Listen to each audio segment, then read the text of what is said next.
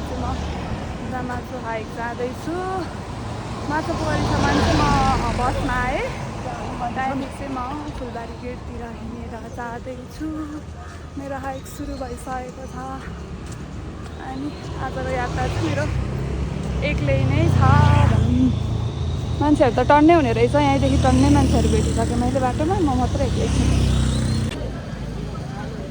म चाहिँ अहिले फुलबारी गेट आइसकेको छु। म यहाँको लाइन देखेर पागलै भइसकेँ। मान्छेको लाइन हेर्नुहुन्छ भने यति धेरै छ कि यति धेरै छ, पुरै छाडिदिउँ, पागलै हुने गरी।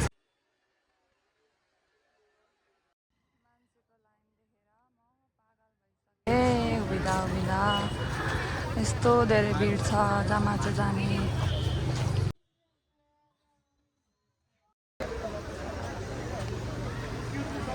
मान्छे अझै धेरै यत्रो धेरै छन्।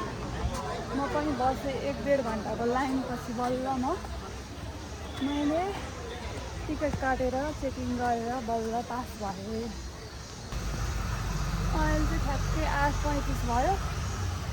बल्ल चाहिँ मेरो हाइक सुरु भयो चेकिङबाट।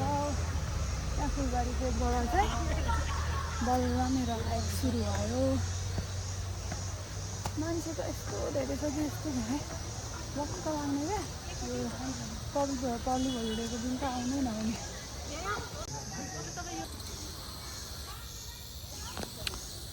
जम्मा 4 किलोमिटर मात्रै रहेछ। मैले चाहिँ बिहानकै नखाइकन आएँ थिएँ। अनि मैले बोकेर ल्याएको थिएँ, समोसा बोकेर ल्याएको थिएँ अनि बखडा च्याउ बोकेर ल्याएको छु। मैले समोसा र झिकिङमा बखडा खाएँ अनि म हिँड्दैछु। अब मलाई माथि पुग्न 4 किलोमिटर कति घन्टामा पुग्नु रहेछ। घरमै त अहिले चाहिँ ठ्याक्कै 8:50 भयो। अब मलाई माथि पुग्नु कति टाइम लाग्छ, बिस्तारै जान्छु। के छ र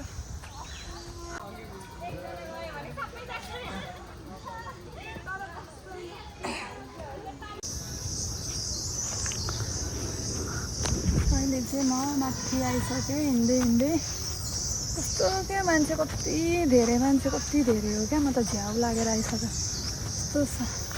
नेचरमा एक्लै इन्जोय गर्छु भनेर आएको मान्छे यति धेरै पुरै छाडिदिउँ।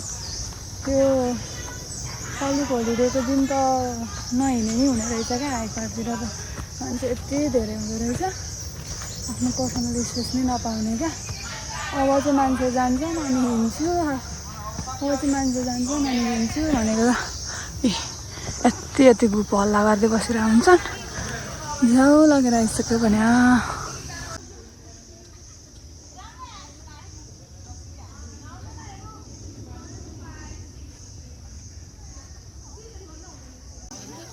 माथि आएपछि चाहिँ आफूले आफ्नो डकुमेन्ट देखाउनु पर्छ।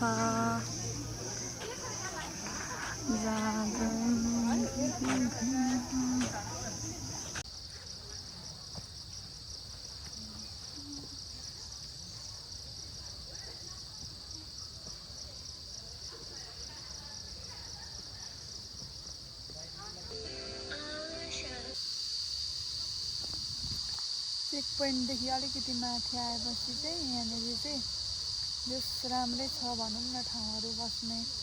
रुखमुनि आनन्दले सुतेर बस्ने, रिल्याक्स पालामा बस्ने ठाउँहरू छन्। यता चाहिँ राम्रै छ, तल चाहिँ अलिकति बस्ने ठाउँहरू छैन, जङ्गलहरू छैन। यहाँ चाहिँ एकदम सल्ला रहेछ क्या, सल्ला छ।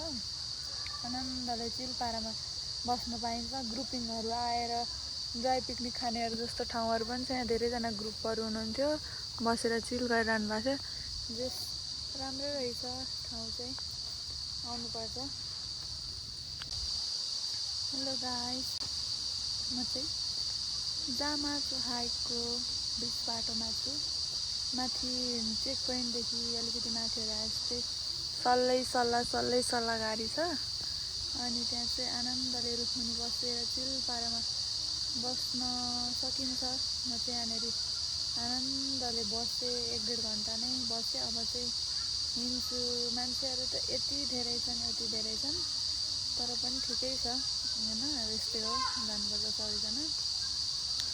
अनि ग्रुपिङहरू आएर बस्ने ठाउँहरू पनि छ, ग्रुपिङहरू नि आउनुभएको छ। जस खानेकुराहरू टन्नै बोकेर आउनुहुँदो रहेछ। तर यहाँ आउँदाखेरि नन भेज चाहिँ ल्याउन पाइँदैन, अरू चाहिँ ल्याउन पाइन्छ। अनि ल्याएर आनन्दले बसेर खाने ठाउँ छ मजाले। मान्छे त हेर्नु कति छन् कति छन्। अब चाहिँ 2 किलोमिटर बाँकी, अब चाहिँ 2 किलोमिटर बाँकी छ। आज वेदर चाहिँ एकदम राम्रो छ क्या, यस्तो धेरै गर्मी पनि नहुने रहेछ। जङ्गल भएकोले होला खै वेदर चाहिँ एकदम ठिक छ। हिँड्नलाई चाहिँ एकदम रमाइलो रहेछ। जङ्गलबाट यस्तो धेरै गर्मी नै छैन, रमाइलो भइरहेछ हिँड्नलाई। जिन्दगीमा कहिलेकाहीँ त्यसरी एक्लै पनि हिँड्नु पर्दो रहेछ।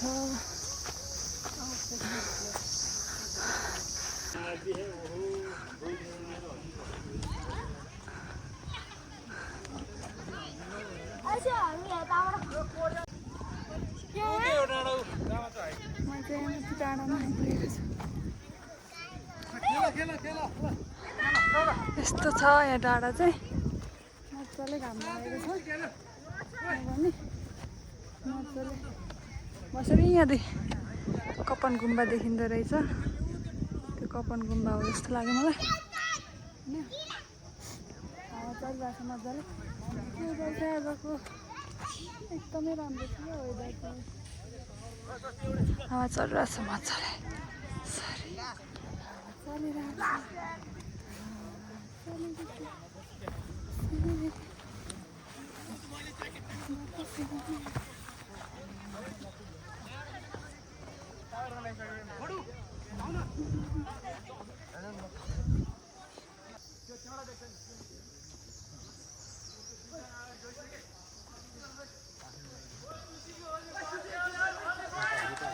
यसरी केही आपत पऱ्यो भने फोन नम्बर पनि छ। बाटोमा हराउनु भयो भने फोन नम्बर टिपेर लगेर कहीँ बाटोहरू कन्फ्युज भयो भने फोन गर्दा हुन्छ। आर्मी क्याम्प भएकोले सेनाहरूको नम्बर राखिदिनु भएको छ। सेफ नै छ, एकदम सेफ छ हामीलाई। रमाइलो छ ट्रेल पनि एकदमै। सोलो आउन पनि सेफ छ, मान्छेहरू धेरै हुने रहेछ।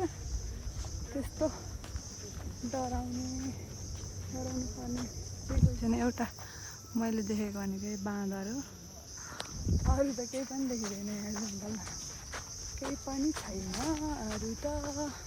मान्छे नै मान्छे हो। अब चाहिँ यो रेलिङको बाटो आयो। अब चाहिँ सायद आइपुग्न लागेको होला, त्यस्तै लाग्यो मलाई। आइपुग्न लाग्यो जस्तै लाग्यो।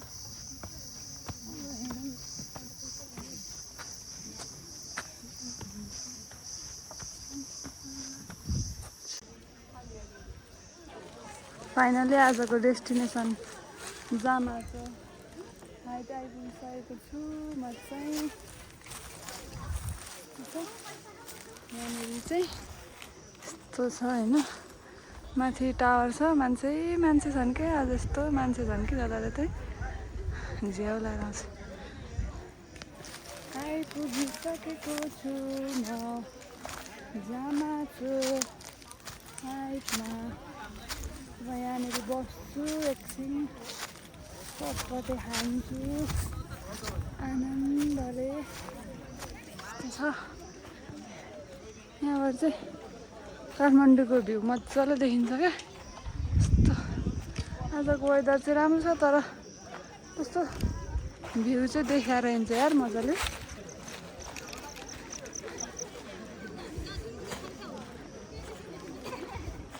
यस्तो छ।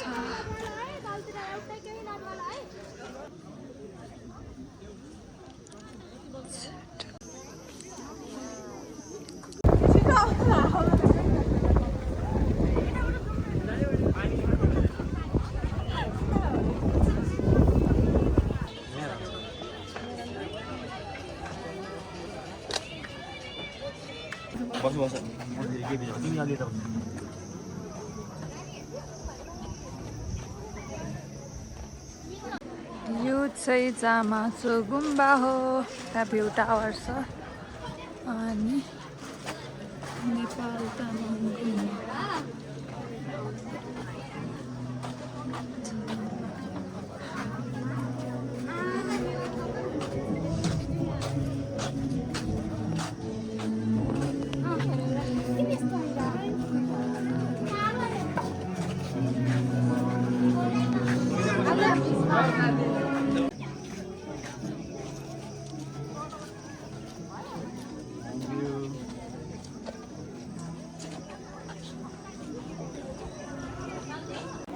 भ्यू माथिको चाहिँ भ्यू टावर।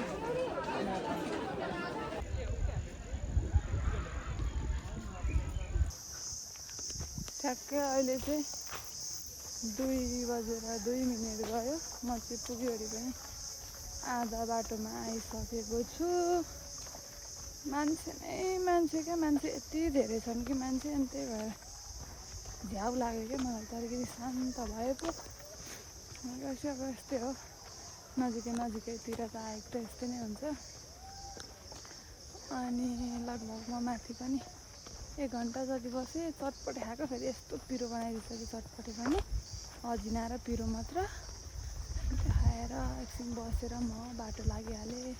2 बज्यो। अहिले म आधी बाटो आइसकेको छु।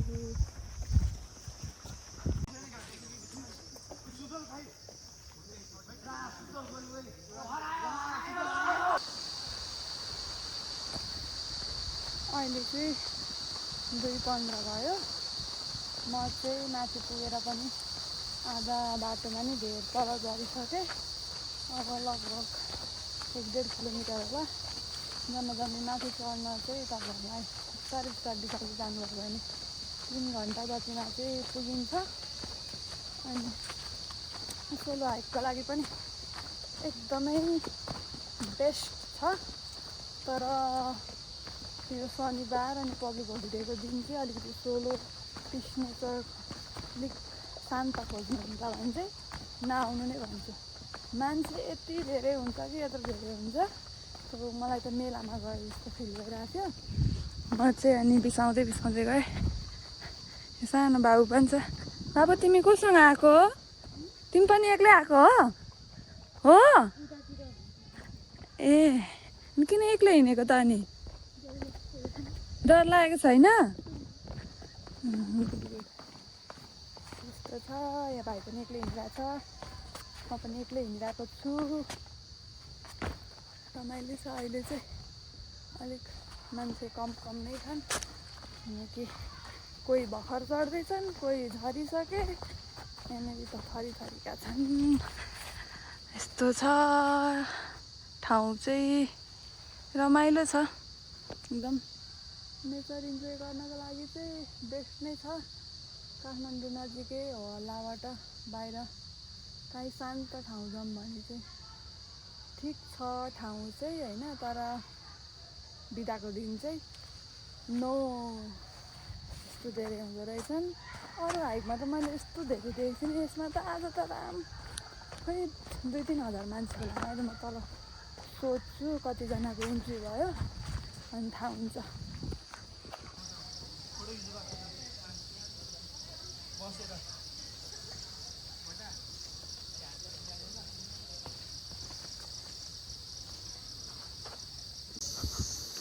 तपाईँहरूले चाहिँ यो टिकट अब चेकिङ भइसक्यो भनेर च्यातेर चाहिँ नफ्याल्नु होला।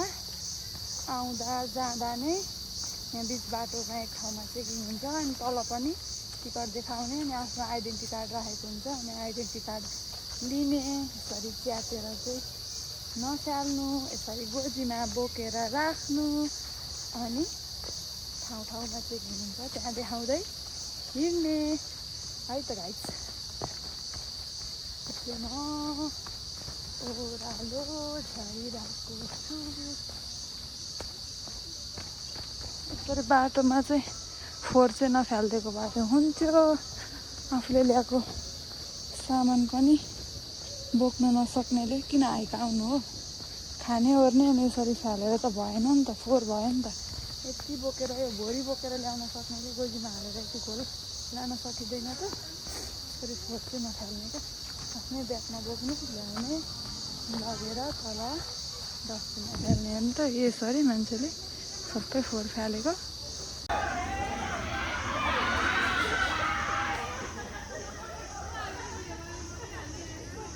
यता यस्तो सिडीको बाटो हुँदा हुँदै यस्तो बाटो हिँड्छु क्या म चाहिँ।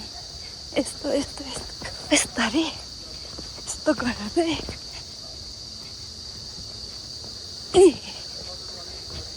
यस्तो बाटो कुदेर आइपुगेँ म। सर्टकट हो क्या गाइस यो चाहिँ, तर सर्टकट भनेर आफ्नो जिउ थाम्न सक्नुहुन्न भने चाहिँ त्यो बाटो नहिँड्नु होला। यो बाटो नै ठिक छ। म चाहिँ चेक पोइन्ट आइपुगिसकेको छु। जान चाहिँ लगभग 3 घन्टा लाग्छ भने झर्न चाहिँ 1 घन्टा पनि लाग्दैन। 3 बज्यो, म चाहिँ आइसकेको छु चेक पोइन्टमा।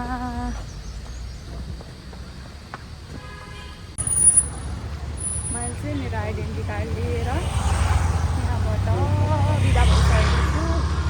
म यहाँदेखि पनि हिँड्दै माछापोखरीसम्म जान्छु अनि माछापोखरीबाट चाहिँ बस चढेर जान्छु आफ्नो रुमतिर। यो चाहिँ माछापोखरी चोक हो। म चाहिँ यताबाट आएको, यताबाट उता गएँ, उता सिधै गएँ अनि बालाजु, अनि यताबाट चाहिँ फुलबारी गेट हुँदै त्यहाँदेखि अलिक माथि गएपछि उता राइट लाग्ने। अब यहाँदेखि म बस चढेर फेरि आफ्नै घरतिर जान्छु।